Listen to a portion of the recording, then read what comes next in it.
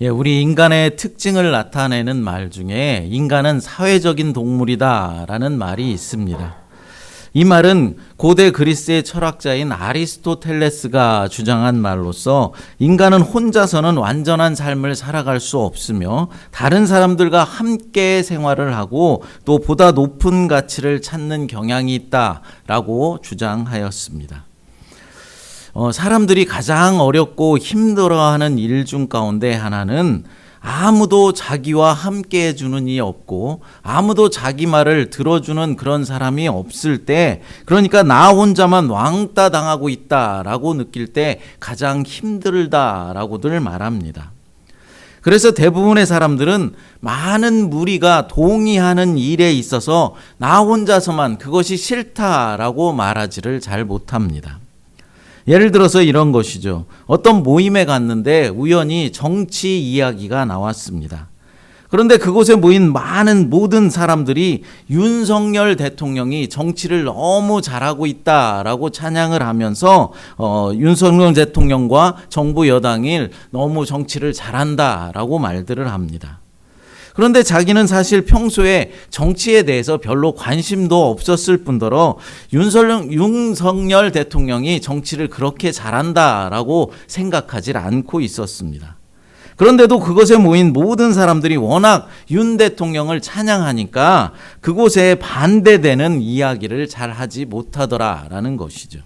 반대되는 이야기를 하기는커녕 윤 대통령이 정말로 정치를 잘하고 있었구나, 내가 잘못 알고 있었구나, 다른 사람들의 말에 동화되기까지 한다라는 것이죠.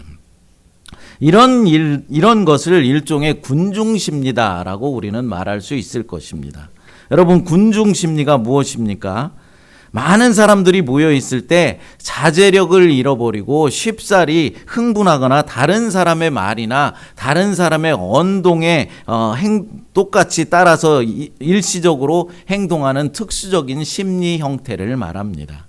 그러니까 자신의 뜻과 생각이 아니지만은 많은 무리로 인해서 그 무리의 뜻을 쫓아가는 것을 말한다라는 것이죠. 그런데 여러분, 하나님을 믿는다고 하는 사람들 가운데도 이런 궁중심리에 이끌려서 실제로 자신은 하나님을 믿지도 않으면서 예수 그리스도가 어떤 분인지 알지 못하면서 교회 안에 들어와 있는 사람들도 있다라는 것이죠. 그러니까 하나님을 정말로 믿으려면은 예수님의 제자가 되어야 하는데, 제자가 아니라 그냥 무리 속에 섞여서 자신의 이익을 취하려 하고 별 이익이 되지 않는다라도 하더라도 그 무리 속에서 안정감을 느끼게 되니까 교회 공동체 속에 있는 사람들이 있다라는 것이죠. 여러분들은 정말로 예수님의 제자들이십니까? 예수님의 제자가 되기를 간절히 원하고 계십니까? 아니면 그냥 무리에 속해 있는 사람들입니까? 우리 모두는 무리에 속해 있는 그런 사람이 아니라 이왕 하나님을 믿으려고 작정했다면 예수님의 제자들이 되어야 하는 것입니다. 이 시간 말씀을 통해서 무리에 속한 사람들의 특징은 무엇이고 예수님의 제자가 되려면 어떻게 해야 하는지, 어떤 사람이 진짜 예수님의 제자인지를 생각해보고 살펴보도록 하겠습니다. 오늘 읽은 본문은 예수님의 지상에서의 3대 사역을 소개해주고 있습니다. 예수님께서 이 땅에 오셔서 목회 사역을 어떻게 하셨는지를 알 수 있다라는 것이죠. 예수님께서 어떤 사역을 했다고 합니까? 본문 23절을 같이 읽어보겠습니다. 예수께서 온 갈릴리에 두루 다니사 그들의 회당에서 가르치시며 천국 복음을 전파하시며 백성 중에 모든 병과 모든 약한 것을 고치시니. 아멘. 첫 번째로 복음 전파 사역을 예수님께서 하셨습니다. 제자들을 부르시면서 내가 너희를 사람 낚는 어부가 되게 하리라 라고 말씀하시죠. 사람 낚는 어부가 되게 한다라는 것이 바로 복음 전파 사역을 말하는 것입니다. 우리 성도들의 가장 기본적인 사역이 바로 이 복음 전파 사역이다라는 것이죠. 그런데 이상하게도 이런 성도들의 기본 사역을 일평생 감당하지 못하는 사람들이 있어서 안타깝습니다. 무슨 말이냐면은 아주 젊은 시절부터 아니면 모태 신앙으로부터 예수를 믿고 신앙생활을 오랫동안 해온 사람 중에 일평생 단 한 사람에게도 복음을 전하지 못하는 그런 사람이 있고 단 한 명도 교회에 등록시키지 못하는 성도들이 있다라는 것입니다. 자신은 믿음 생활을 그래도 잘 합니다. 주일 예배, 수요 예배, 새벽 예배도 열심히 참석하려고 노력합니다. 교회에 기도 생활도 잘 하고 있고 교회 모임도 잘 모이고 또 봉사 활동에도 적극적으로 참여하려고 합니다. 그러나 전도하는 일에는 소극적이고 아예 나서질 않습니다. 이런 사람들의 생각은 나만 잘 믿으면 되지 무엇하러 다른 사람들에게 굽신거리면서 아쉬운 소리를 하냐, 사정을 해야 하나 라는 그런 생각이 깔려 있는 것이죠.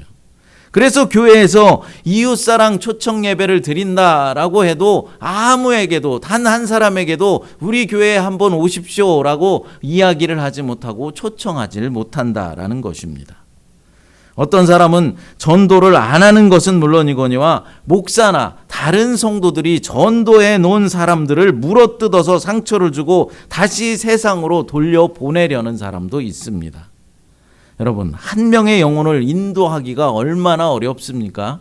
여러분, 한 명을 전도하기가 얼마나 어렵습니까?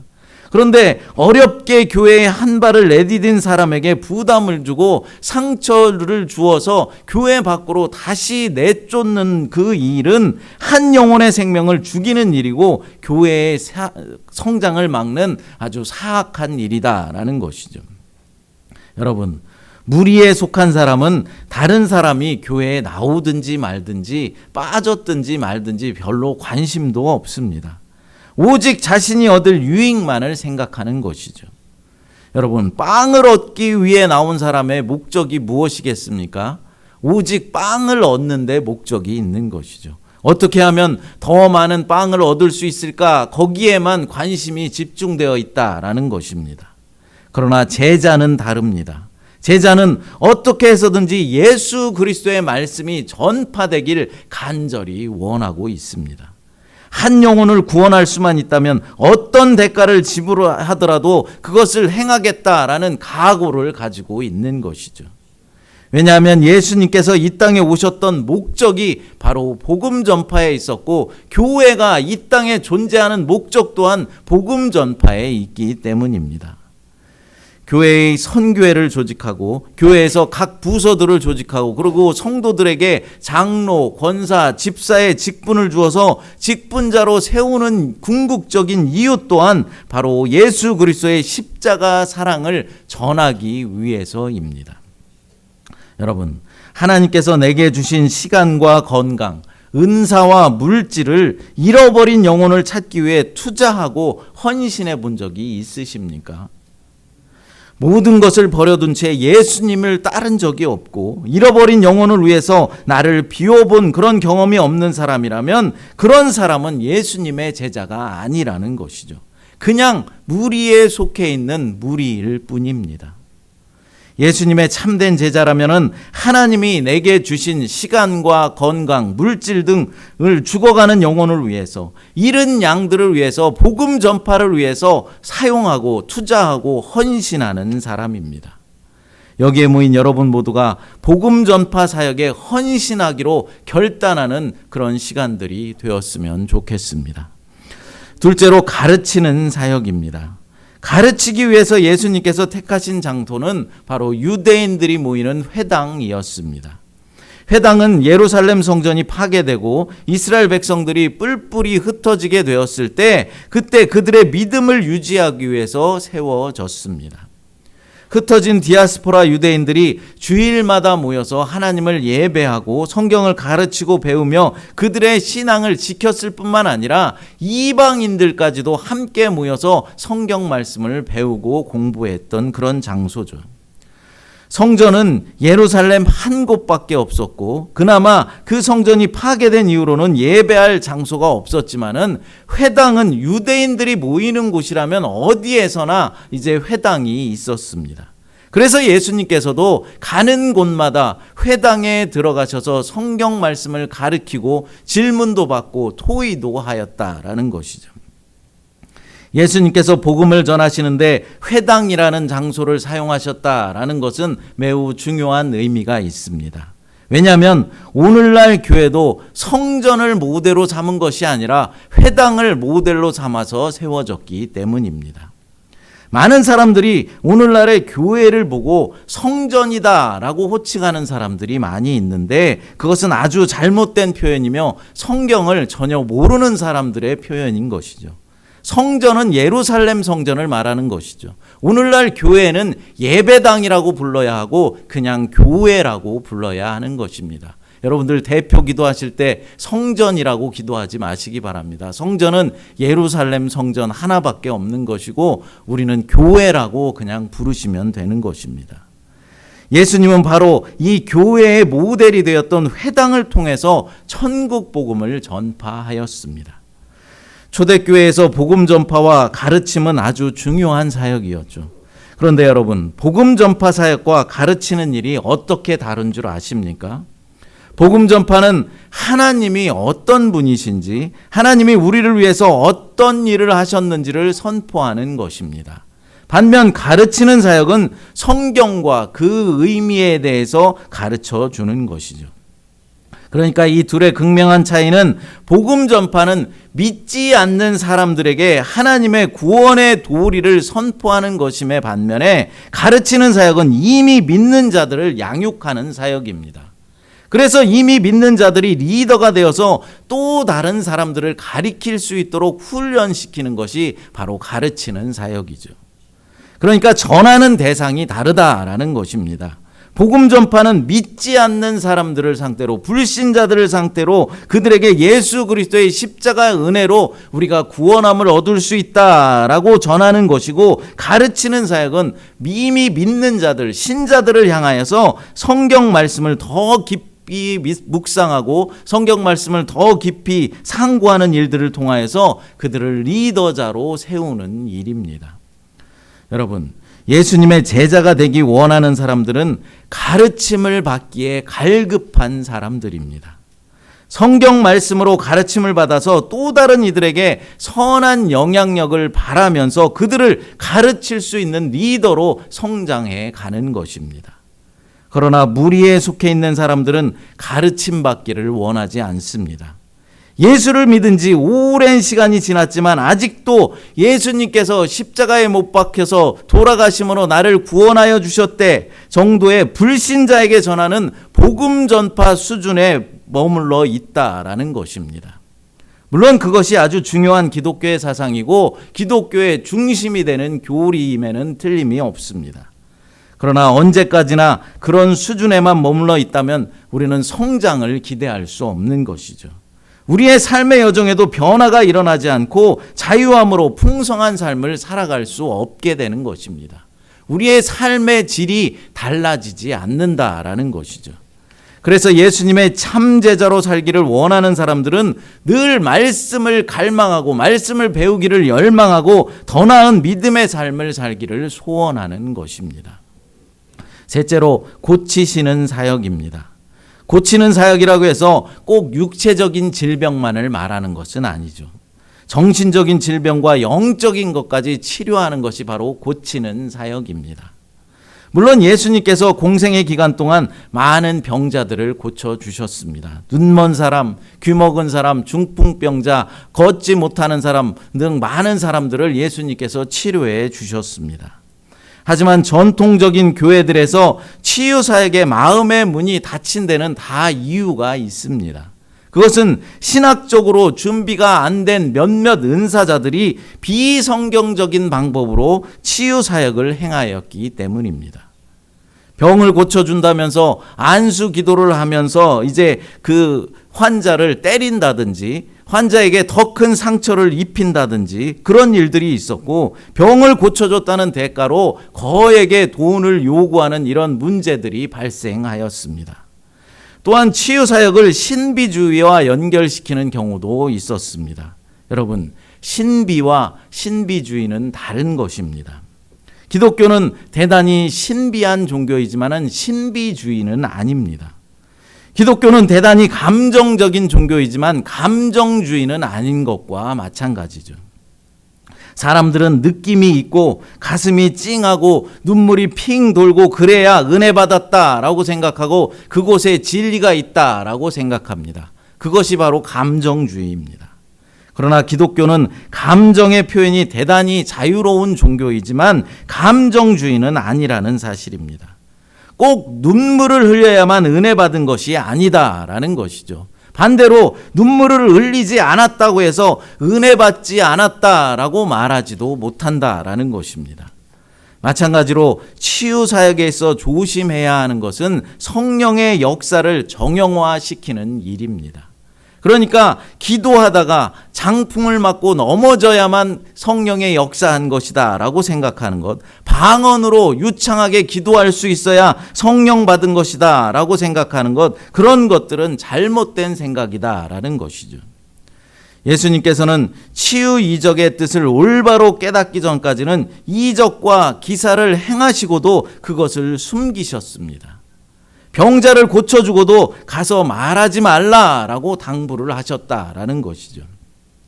하나님이 하신 일이고 예수님께서 하신 일인데 사람들을 통하여서 행하다 보니까 사람들은 그것을 주신 하나님을 바라보지 못하고 그것을 행한 사람을 보게 되는 것입니다. 그래서 치유의 선물은 숨겨져야 한다라는 것이죠. 고침받았다라고 해서 떠들 필요도 없고 내가 누군가를 치료해줬다라고 자랑할 필요도 없는 것입니다. 성령님이 임하실 때에 나타나는 현상으로는 치유와 같은 이 은혜도 있지만은 삶이 변화되고 그리고 성품이 변화되는 성령의 열매가 나타나는 은사도 있다라는 사실을 우리는 알아야 하는 것입니다. 그래서 반드시 고침받아야 하고 반드시 기적이 일어나야 하고 그래야 반드시 하나님의 은혜가 임한 것이 아니다라는 사실입니다. 그것이 반드시 성령의 역사가 일어난 것이 아니다라는 것이죠. 진짜 성령의 역사는 육체적인 치료가 아니라 우리 영적인 치료를 통해서 우리의 삶이 바뀌고 우리가 하나님을 대하는 그런 태도와 마음들이 새롭게 변화되는 일입니다. 그러나 여러분, 그럼에도 불구하고 예수님의 공생의 사역을 살펴보면은 분명히 고치시는 사역들이 많은 비중을 차지하고 있었다라는 것도 틀림없는 사실입니다. 이사야서 53장 5절 말씀을 읽어보겠습니다. 그가 찔림은 우리의 허물 때문이요 그가 상함은 우리의 죄악 때문이라. 그가 징계를 받음으로 우리는 평화를 누리고 그가 채찍에 맞음으로 우리는 나음을 받았도다. 아멘. 예수님께서 채찍에 맞음으로 우리가 나음을 얻었도다 라고 말씀하고 있습니다. 예수님의 십자가의 치유에 은혜가 있습니다. 예수님의 십자가는 치유의 은혜가 있다라는 것이죠. 치유는 하나님의 지상 명령 중 일부입니다. 은사가 없어도 해야 하고 낫지 않아도 해야 하고 하기 싫어도 해야 하는 것이 바로 치유 사역입니다. 그러나 드러내지 말고 해야 하는 것이고 치유 사역이 먼저가 아니라 가르치는 사역이 먼저가 되어야 한다라는 사실을 우리는 알아야 하는 것이죠. 예수님께서도 먼저 가르치셨고 복음을 전파하셨으며 그 다음으로 치유 사역을 행하셨습니다. 이 순서가 중요한 것입니다. 거꾸로 되면 안 된다라는 것이죠. 치유 사역만 하고 치유 사역을 먼저 시작하면 안 된다라는 것이죠. 먼저 가르치고 복음을 전파하고 그 다음으로 치유 사역을 해야 한다라는 것입니다. 말씀에 대해서 제대로 알지 못하면서 치유 사역에만 치우치다 보면은 신비주의에 빠질 우려가 있기 때문입니다. 하지만 그럼에도 불구하고 오늘날 교회들도 고치는 사역을 행해야 하는 것이죠. 하나님께서 역사해 주시면 못 고칠 질병은 없기 때문입니다. 그래서 우리 교회에서도 어디가 아프신 분이 있으시다라고 하면은 제가 조용히 손을 얹고 안수 기도를 해드립니다. 혹시 치료가 되지 않는다 하더라도 고치는 사역은 예수님이 행하셨던 사역이었고 오늘날 교회들이 분명히 감당해야 할 사역이기 때문입니다. 그런데 여러분, 이 고치는 사역에서 어떻게 무리와 제자를 구별해낼 수 있을까요? 본문 24절과 25절 말씀 읽어보겠습니다. 그의 소문이 온 수리아에 퍼진지라 사람들이 모든 앓는 자 곧 각종 질병에 걸려서 고통당하는 자, 귀신 들린 자, 간질하는 자, 중풍병자를 데려오니 그들을 고치시더라. 갈릴리와 데가볼리와 예루살렘과 유대와 요단강 건너편에서 수많은 무리가 따르니라. 아멘. 예수님의 치유 사역으로 많은 병자들이 고침받았고 그 소문은 순식간에 수리와 전 지역에 퍼졌습니다. 그러자 그 소문을 들은 수많은 무리들이 예수님께 나왔다라고 말씀합니다. 그런데 이들은 예수님의 제자가 되기 위해서 예수님께 나온 사람들이 아닙니다. 이 무리들이 예수님을 따랐던 이유가 무엇입니까? 병 고침 받기 위해 따랐던 것이죠. 이들의 목적은 예수님의 제자가 되는 것에 있었던 것이 아니라 병 고침 받는 것에 있었다라는 것이죠. 물론 병자들 가운데 예수님께 고침받고 예수님의 제자가 된 그런 사람들도 있었습니다. 그러나 대부분의 무리들은 제자가 아니라 그냥 무리에 머물러 있었습니다. 이와 똑같은 일이 또 있었죠. 요한복음 6장 26절 한번 읽어보겠습니다. 예수께서 대답하여 이르시되 내가 진실로 진실로 너희에게 이르노니 너희가 나를 찾는 것은 표적을 본 까닭이 아니요 떡을 먹고 배부른 까닭이로다. 6장 66절도 읽어보겠습니다. 그때 그의 제자 중에서 많은 사람이 떠나가고 다시 그와 함께 다니지 아니하더라. 아멘. 이 본문의 말씀이 너무 길어서 다 읽을 수는 없지만은 요한복음 6장의 내용이 무엇입니까? 예수님께서 물고기 2마리와 보리떡 5개를 가지고 장정만 5,000명을 먹이고도 12광주리가 남는 그런 기적을 베풀어 주셨습니다. 그런 기적을 베풀자 많은 무리들이 예수님을 따라왔습니다. 그러나 예수님은 왜 사람들이 자신을 따른다라고 말씀하고 있습니까? 떡을 먹고 배부른 까닭이로다 라고 말씀하고 있습니다. 그러니까 예수님의 제자가 되려고 하나님의 말씀을 배우려고 예수님을 따른 것이 아니라 예수님께서 떡을 나눠주자 그것을 받아 먹으려고 예수님을 따랐다라는 것입니다. 오늘날에도 교회에서 먹을 것을 나눠준다라고 하면 많은 사람들이 모입니다. 뭔가 특별한 상품을 내걸고 사람들을 초대하면 상품이 어떤 것이냐에 따라서 많은 무리들이 몰려올 수 있다라는 것이죠. 실제로 이곳 다른 교회, 구세군 교회나 어떤 교회들에서 보면은 먹을 것이나 물건들을 나누어 줄 때 여러분들도 보셨을 것입니다. 그 교회 앞에 줄을 길게 서 있는 것을 여러분들이 보셨을 것입니다. 그런데 그들이 하나님을 믿기 위해서 줄 서 있는 사람들입니까? 성경을 배우기 위해 줄 서 있는 사람들이 아니다라는 것이죠. 먹을 것을 얻기 위해 뭔가 좋은 것을 얻기 위해서 줄을 서 있는 것입니다. 여러분, 우리 교회에서 만약에 말씀을 가르쳐 준다라고 광고를 하면은 과연 몇 사람이나 나와서 이곳에서 말씀을 배우겠습니까? 신학교 교수가 아주 유명한 신학교의 교수가 와서 성경 말씀을 가르쳐 준다라고 해도 교회에 출석하는 교인조차도 나오지 않는 실정입니다. 그러니 예수님께서 먹을 양식, 그러니까 떡을 나눠준다는 것이 아니라 예수님 자신이 참된 양식이다, 하늘 양식을 나눠준다고 하니까 이제 사람들이 어떻게 됐습니까? 많이 몰려들었던 그 무리들이 이제는 다 떠나갔다라고 말씀하고 있는 것입니다. 떡을 얻을 수 없다고 판단되자 많은 무리들이 예수님의 곁을 떠난 것이죠. 그렇습니다. 무리에 속한 사람들은 병을 고쳐준다, 떡을 나누어준다 하고 하면 교회에 나옵니다. 그러니까 무언가 얻을 것이 있고 이익되는 것이 있어야 교회에 남아있다라는 것이죠. 하지만 교회에 다녀봐야 아무런 이익도 없고 얻을 것이 없다라고 판단되면 뒤도 돌아보지 않고 무리에 속한 사람들은 교회를 떠납니다.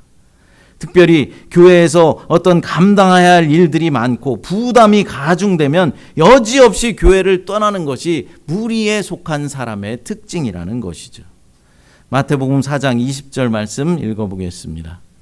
그들이 곧 그물을 버려두고 예수를 따르니라. 아멘. 예수님의 참된 제자들은 아무런 이익이 없어도, 아니 오히려 손해나는 것이 뻔히 보여도 끝까지 예수님 곁에 남아있고 교회에 남아있습니다. 예수님의 제자들을 한번 보십시오. 그들의 생계수단인 그물까지 버려두고 예수님을 따랐다라고 말씀하고 있습니다. 제자들은 자신들이 소중하게 생각하는 것도 다 버리고 예수님을 쫓는 사람들입니다. 그러니까 제자가 된 사람들은 자신의 소중한 것들을 다 버릴 수 있어야 한다라는 것입니다. 감당해야 할 짐이 무거워지면 무거워질수록 오히려 더욱더 최선을 다해서 주의 몸된 교회를 위해서 헌신합니다. 제자들은 떡을 얻기 위해서, 병고침을 받기 위해서, 무언가 유익을 얻기 위해서 교회에 나오는 것이 아니기 때문입니다. 하나님의 자녀이기 때문에 나를 주님께서 구원하여 주시고 나를 사랑하여 주시고 나를 선택하여 주셨기 때문에 감사함으로 주님 앞에 나오는 것이고 감사함으로 주님 앞에 헌신하는 것입니다. 사랑하는 여러분, 여러분들은 정말로 예수님의 제자들이십니까? 그냥 무리에 속해 있는 사람입니까? 예수님의 참 제자는 어떤 사람이라고 했습니까? 첫째로 예수님의 참된 제자라면 하나님이 내게 주신 시간과 건강, 물질 등을 죽어가는 영혼을 위해서, 복음 전파를 위해서 투자하고 헌신하는 사람입니다. 둘째로 예수님의 참 제자로 살기를 원하는 사람들은 늘 말씀을 갈망하고 말씀을 배우기를 열망하고 더 나은 믿음의 삶을 살기를 소망하는 사람입니다. 셋째로 예수님의 참 제자들은 떡을 얻기 위해서, 병 낫기 위해서, 무언가 유익을 얻기 위해 교회에 나오는 것이 아니라 하나님의 자녀이기에 주님께서 나를 구원하여 주셨기에, 나를 사랑하시고 나를 선택하여 주셨기에 주님 앞에 나와 주님께 헌신하는 사람입니다. 여러분들은 예수님의 참 제자가 되기를 정말로 원하십니까? 아니면 그냥 무리에 머물러 있겠습니까? 이 시간 함께 찬양 드리고 기도하겠습니다. 주가 보이신 생명의 길 찬양 드리겠습니다. 하나님 아버지 감사합니다. 오늘 예수님의 지상에서의 3대 사역을 살펴보면서 우리가 예수님의 참 제자인가 아니면 그냥 무리에 속해 있는 사람인가를 생각해 보게 하시니 감사합니다. 은혜의 주님, 간절히 바라옵기는 여기에 모인 모든 성도들이 예수님의 참 제자가 되기를 간절히 소원합니다. 복음 전파를 위해서 나의 모든 것들을 투자하고 헌신하게 하시고 늘 주님의 말씀을 배우기에 갈망하며 열망하며 더 나은 믿음의 삶을 살아갈 수 있도록 하나님 인도하여 주시옵소서. 떡을 얻기 위해, 병고침을 받기 위해, 무언가 이익을 얻기 위해 교회에 나오는 것이 아니라 주님의 은혜에 감사함으로 주님께 헌신하는 삶을 살아갈 수 있도록 도와주시고 역사하여 주시옵소서. 그렇게 하실 주님을 찬양하오며 거룩하신 예수님의 이름으로 기도드리옵나이다. 아멘.